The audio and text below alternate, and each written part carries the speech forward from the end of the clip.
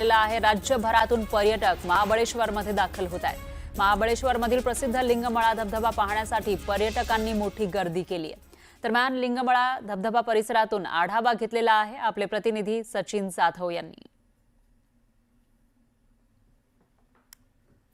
पावसाळ्यातलं महाबळेश्वर अनुभवण्यासाठी हजारो पर्यटक पावसाळ्यामध्ये महाबळेश्वरला भेट देतात। मात्र यामध्ये सगळ्यात महत्त्वाचं आकर्षण असतं ते म्हणजे वेण्णा लेक तलाव आणि महाबळेश्वर मधला लिंगमळा धबधबा। मी आता लिंगमळा धबधब्याच्या समोर उभा आहे। तुम्हाला इथलं सगळं मी मनमोहक असं दृश्य दाखवतोय।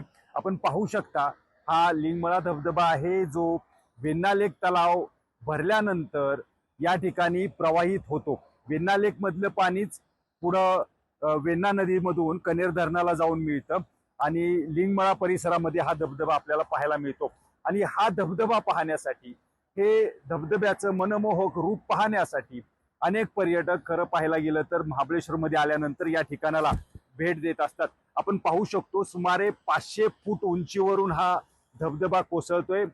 अजस्त्र असं रूप या धबधब्याचं आपल्याला पाहायला मिळतंय। महाबळेश्वरमध्ये मुंबई, पुणे, नाशिक, नागपूर अशा मोठ्या शहरांमधून तसंच महाराष्ट्रातल्या अनेक कानाकोपऱ्यांमधून पर्यटक या ठिकाणी भेट देत असतात।